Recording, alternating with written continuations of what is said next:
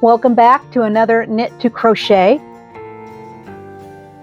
episode. This is the 5th episode of this series, and this week I am going to be showing you how to do a slip stitch in the back loop only. Now this is equivalent to your basic knitting stitch, or rather your basic ribbing stitch. It's so basic, I just can't talk. Anywho, it is a lovely tight ribbing stitch that you can do with your crochet hook. Again, this is what it looks like. This is your front side, and then your back side. You see, you can tell where the color change occurred. However, even though when you change the color, you can see the back of the piece, if you kept it all one color, you would be able to call it or consider it a reversible stitch. And so that makes it very nice. And just like in a knitted rib stitch, this slip stitch back loop only kind of pattern is going to be a nice stretchy fabric that's form-fitting, and then of course it bounces back to where it's supposed to be once it's stretched out, for the most part. I mean, anything can get really stretched out, but this is one of those nice pieces that adds a really nice snug edging to your piece. Also, again, it doesn't really have to be an edging. Like, say you want something that's a little more form-fitting to your waist. You could add a stitch like this into the waist section of your sweater if you're going with that kind of a style. Or this is a really nice stitch in terms of, let's say a cowl. You know, it's gonna fit around your neck quite snugly and nicely. If you're one of those people who likes or doesn't mind having something close to your neck. But I digress. This is a 1-row repeat, and so that makes it really simple to do, easy to just kind of sit in front of a show or the television or a conversation with somebody, and you can just go on automatic. However, because it is a slip stitch and the whole thing is slip stitches, that is where the difficulty can come in. Now, when we get a little further into the video, you're going to see exactly what I'm talking about. But once you get past that, and I give you a little tip on how to deal with that so that you don't get confused as to where the stitch actually is placed, then it's super simple and it will never be a problem for you. Again, you'll just look at it and go, oh, okay, that was easy, too easy, and I didn't see it. But you know, it's just one of those. It's so easy that you didn't see it, but it's way more complicated than it looks. And in fact, it can be complicated if you don't really know what you're doing. So, yeah. So now that I've rambled on and confused everything completely and totally, let me just go ahead and remind you that this is Crochet and Fiber. I am Sig, and the rest of the video is a tutorial. So for this demonstration of the slip stitch back loop only, which as mentioned before, looks very much like a knitted standard rib stitch, I am going to chain any number of chains I need to acquire the length that I want. So in this case, because I'm just doing a demonstration, I am going to chain 20. Then I'm going to add 1 additional chain. So it's basically going to be 21 stitches I'm going to chain. Now, if I were making a tile for the sampler blanket from these monthly videos, I would want to chain 53 chains plus 1. So I would chain a total of 54 chains. So I'm going to begin.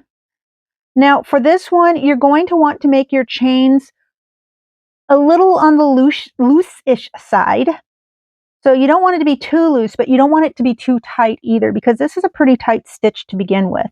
So I got 1, 2, 3, 4, 5, 6, 7, 8, 9, 10, 11, 12, 13, 14, 15, 16, 17, 18, 19, 20, and 21. Now I'm going to begin row 1 by making a slip stitch in the second chain from my hook. And then I'm going to slip stitch each chain after that until I've completed the length. So remember, try not to make your stitches too tight.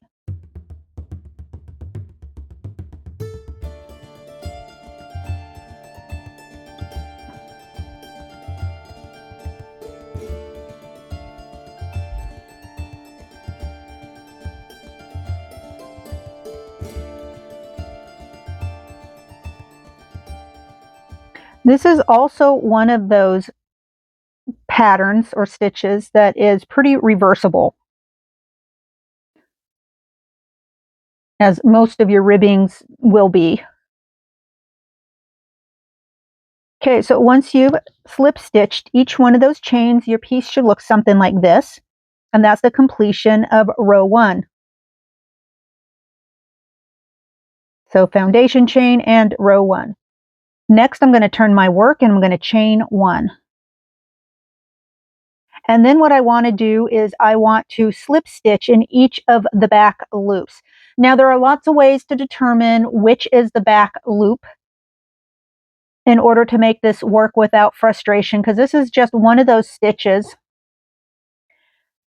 that if you're not careful, you can really easily mess up. So it's a simple stitch, but at the same time, it's a deceptively simple stitch. So as you can see, most people are going to look at this and they're going to see this stitch and this stitch as their V. And that's just not the way it is, because really this, what you might think is your back stitch, when your work is facing you from this direction, this is actually going to be your front stitch. So rather than go into all the details onto which loop is which loop and which stitch is which stitch, I'll just show you the easiest way to do this. And that is to just look at the last row of stitches you made, and you see this stitch right here, this last stitch you just made, just see where it comes out at. It comes out right between the V. So the loop closest to you is always going to be your front loop, and the V, or rather the back loop on the other side of your V, is always going to be your back loop. So if you get confused, just see where your stitch is coming out of. As long as your stitch is coming out of the center right here, you're always going to know this is your front loop and this is your back loop. And then the rest of these stitches that can easily be confusing, you just ignore them. That's the easiest way I found in order to do this without getting too messed up. So you're going to begin by slip stitching in the back loop. And you're going to slip stitch the back loop in each stitch for row 2.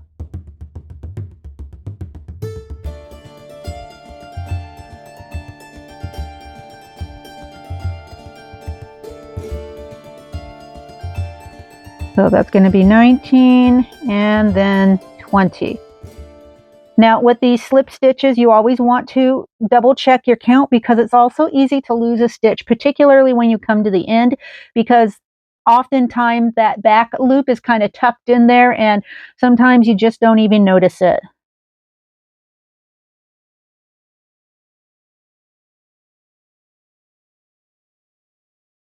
Okay, so this is what it looks like with row 2 completed. I know it doesn't look like much yet, but hang in there. Now this work, or this stitch rather, is a 1 row repeat. So basically we're going to repeat row 2 again. So I'm going to turn my work and I'm going to chain 1. I'm going to make sure I know where my last stitch is coming out of. So it's coming out of right here between this V. So I know that this is my front loop and this right here is my back loop. And I'm going to, as before, I'm going to slip stitch each one of those back loops in this row for row 3.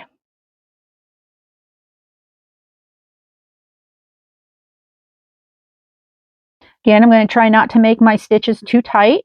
Try to keep them a little loose, not too loose, but something manageable, because when you make these stitches too tight, it really makes it hard for you to get your hook in. You almost have to fight to get your hook in if your stitches are too tight, because a slip stitch pattern is always a little on the tight side to begin with. And it can really disrupt a nice even rhythm or flow you might have.